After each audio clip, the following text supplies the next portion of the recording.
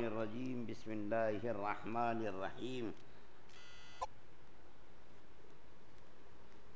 ولو ارادوا الخروج لأعدوا له عدة ولكن كره الله بعاثهم فثبتهم وقيل اقعدوا مع القاعدين لو خرجوا فيكم ما زادوكم إلا خبالا ولأوضعوا خلالكم يبغونكم الفتنة وفيكم سماعون لهم اللہ علیم بالظالمین۔ اگر ان کا ارادہ نکلنے کا ہوتا تو اس کے لیے انہوں نے کچھ نہ کچھ تیاری کی ہوتی، لیکن اللہ نے ان کا اٹھنا پسند ہی نہیں کیا، اس لیے انہیں سست پڑا رہنے دیا اور کہہ دیا گیا کہ جو اپاہج ہونے کی وجہ سے بیٹھے ہیں ان کے ساتھ تم بھی بیٹھے رہو۔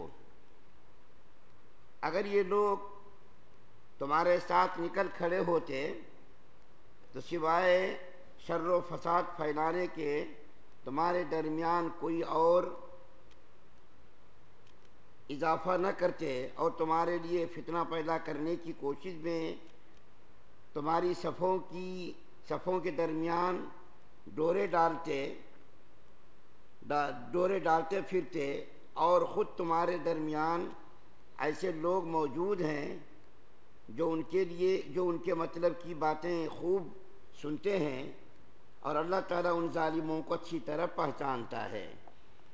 سورہ توبہ کی 46 اور 47 نمبر کی 2 آیتیں آپ کے سامنے پڑھی گئی ہیں۔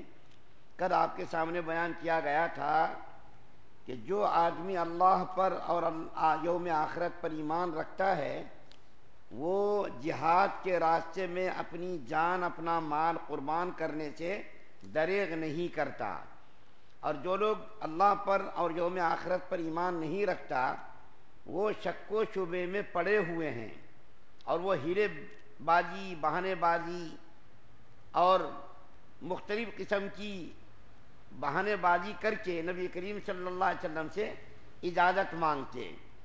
آج جو آیت کریمہ پڑھی گئی ہے 46 نمبر کی، اس آیت کریمہ میں اس کی دلیل بیان کی گئی ہے کہ وہ لوگ حقیقت میں نکلنا ہی نہیں چاہتے تھے، اس کا ارادہ ہی نکلنے کا نہیں تھا، اور وہ دلیل یہ بیان کی گئی ہے کہ اگر ان کے نکلنے کا ارادہ ہوتا یعنی منافقوں کا، تو وہ لوگ لڑائی کے لیے کچھ تو تیاری کرتے، ان لوگوں نے کچھ تیاری ہی نہیں کی، اور اگر تیاری کرتے تو اس سے کچھ سمجھ میں آتا ہے کہ بھائی ان کا ارادہ نکلنے کا ہے۔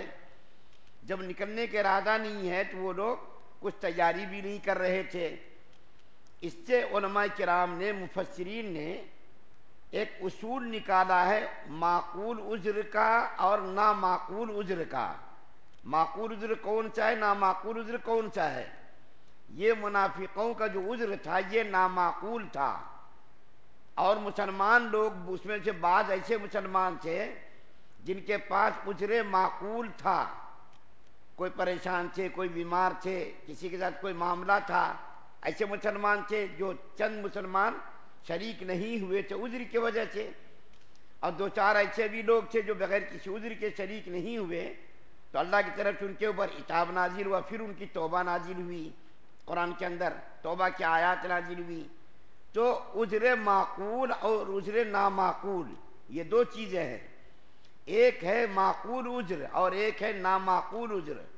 منافقوں کا عذر کیا تھا؟ یہ نامعقول تھا، اور بعض مسلمان جو نہیں گئے ان کے پاس عذر معقول تھا۔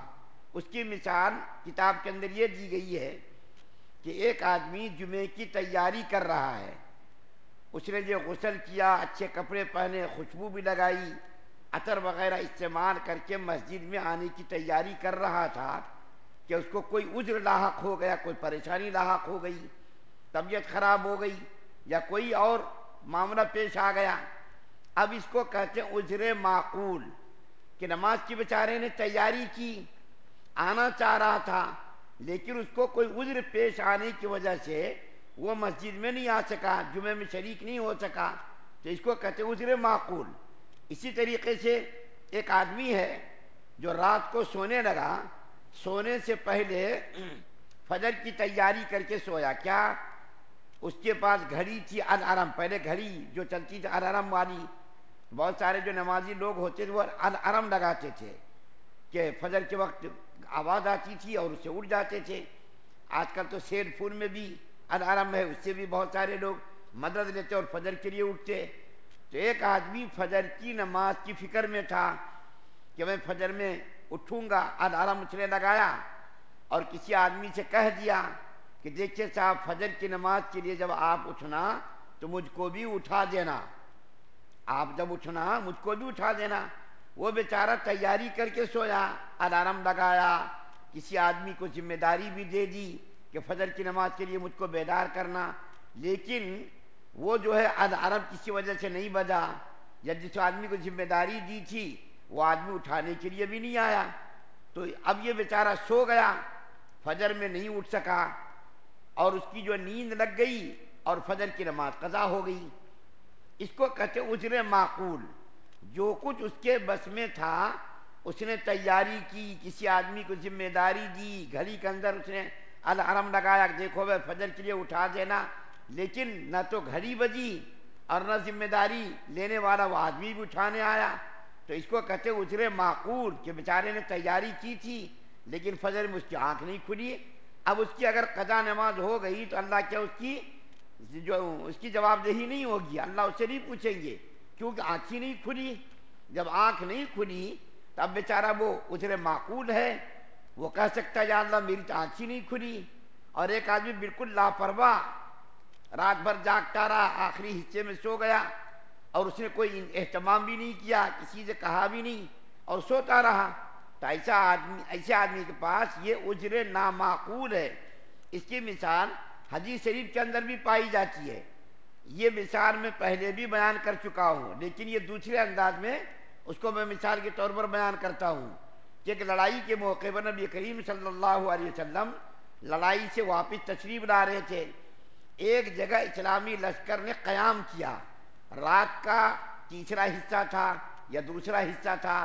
نبی کریم صلی اللہ علیہ وسلم نے حضرت بلال رضی اللہ تعالیٰ عنہ سے ارشاد فرمایا اے بلال رضی اللہ تعالیٰ عنہ تم سونا مت، تم شب بیداری کرو اور تم جاگتے رہو، کہیں ایسا نہ ہو کہ فجر کی نماز قضا ہو جائے. لیکن اللہ تعالیٰ کی حکمت دیکھیے، مشیت دیکھیے، قضا نماز کا طریقہ بتلانا امت کو تھا کہ حضرت بلال رضی اللہ تعالیٰ عنہ جاگتے رہے. رات کے آخری حصے میں ان کی بھی آنکھ لگ گئی. اس واقعے کو لیلۃ التعریس کا نام دیا گیا ہے. حدیث کے اندر اس واقعے کو لیلۃ التعریس کہا گیا ہے. تو حضرت بلال رضی اللہ تعالیٰ عنہ جاگتے رہے اور آخری حصے میں ان کی بھی آنکھ لگ گئی. سورج نکل گیا اور روشنی بکھرنے لگی تو نبی کریم صلی اللہ علیہ وسلم کی آنکھ کھلی تو دیکھا کہ سارے صحابہ کرام سو رہے ہیں اور حضرت بلال رضی اللہ تعالیٰ عنہ بھی سو رہے ہیں. یہ کہتے عذر معقول کہ اللہ کے رسول صلی اللہ علیہ وسلم نے حضرت بلال کو اس بات کا پابند کیا کہ تم سونا مت، تم جاگنا تاکہ فجر کی نماز قضا نہ ہو سکے. اس کے باوجود بھی فجر کی نماز قضا ہو گئی تو عذر معقول کی وجہ سے یہ فجر کی نماز قضا ہوئی. اس کو عذر نامعقول نہیں کہیں گے بلکہ اس کو عذر معقول کہیں گے کہ فجر کی نماز کے لیے اس نے اہتمام کیا. اللہ کے رسول صلی اللہ علیہ وسلم نے حضرت بلال رضی اللہ تعالیٰ عنہ کو پابند کیا، اس کے باوجود حضرت بلال رضی اللہ تعالیٰ عنہ سو گئے تو یہ عذر معقول ہے. منافقوں کا معاملہ بالکل اس کا برعکس ہے. ان لوگوں نے کوئی اہتمام ہی نہیں کیا، لڑائی کی تیاری ہی نہیں کی، اس کا ارادہ ہی جانے کا نہیں تھا، اس کے پاس یہ عذر معقول تھا. اور اللہ تعالیٰ کیا فرما رہے ہیں کہ اللہ تعالیٰ کو ان کا نکلنا ہی پسند نہیں تھا. کتنی بڑی بات ہے. دیکھیے بعض لوگ اپنے مال کو اللہ کے راستے میں خرچ نہیں کرتے اور خرچ نہ کر کے کیا سمجھتے ہیں میں نے یہ مال بچا لیا. دیکھو فلاں مولانا فلاں مدرسے سے آئے، فلاں مسجد والے آئے، مسجد کا چندہ کرنے آئے، اس کو بہانہ کر کے اس کو بھگا دیا. خوش ہوتا اپنے دل کے اندر، اس کی بیوی خوش ہوتی ہے، اس کے بچے خوش ہوتے ہیں، دیکھو فلاں جگہ خرچ کرنے کا موقع تھا، ہم نے اپنا پیسہ بچا لیا. اللہ تعالیٰ نے ہی اس کو برداشت نہیں کیا، اللہ نے ہی اس کے پیسوں کو قبول نہیں کیا. اللہ تعالیٰ اگر اس کے پیسوں کو قبول کرتے تو اس کو خرچ کرنے کی توفیق دیتے، اس کی ہمت دیتے. اللہ تعالیٰ نے ہی منافقوں کو جنگ میں نکلنے کا پسند ہی نہیں کیا کہ یہ لوگ کم وقت لوگ نکلے. کیوں؟ دوسری آیت میں اس کی وجہ بیان کی گئی. جو 46 نمبر کی آیت پڑھی گئی اس کے اندر اللہ فرماتے کہ اے محمد صلی اللہ علیہ وسلم نے اس کو نکالا ہی نہیں کیونکہ اللہ کو اس کا نکلنا پسند نہیں. اور اس کی وجہ کیا بیان کی گئی ہے؟ اس کی وجہ یہ بیان کی گئی ہے کہ اگر یہ لوگ آپ کے ساتھ لڑائی میں جاتے، یہ لوگ صرف شر و فساد پھیلاتے، مسلمانوں کے درمیان جو ہے اختلاف پیدا کرتے، انتشار پیدا کرتے، دو مسلمانوں میں تفرقہ بازی کرتے، شکوک و شبہات پیدا کرتے، اور نبی اور اللہ کی ذات کے بارے میں مختلف قسم کے وسوسے پیدا کرتے، اللہ کو ہی ان کا نکلنا پسند نہیں کیونکہ وہ لوگ شر و فساد پھیلانے والے لوگ ہیں. بعض لوگوں کی فطرت میں شر و فساد پھیلانا ہوتا، جہاں جاتے وہ شر ہی پھیلاتے. اور یہ منافقوں کی فطرت میں یہ چیز تھی.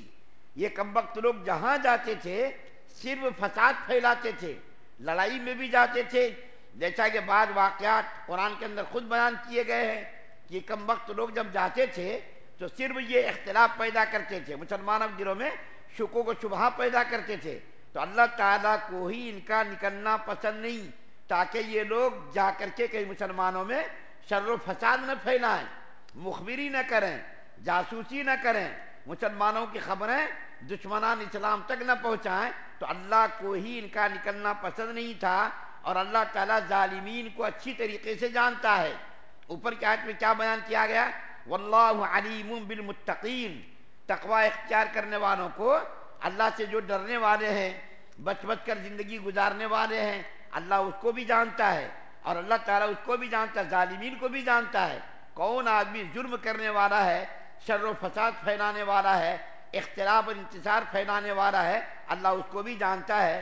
ابھی منافقوں کا حال آگے بھی اللہ تعالیٰ نے قرآن کے اندر بیان کیا ہے، آگے دور تک منافقوں کا حال بیان کیا ہے.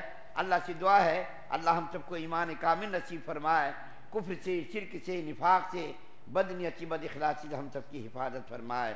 سبحان اللہ و بحمدہ، سبحانک اللہم و بحمدک، و نشہد ان لا الہ الا انت.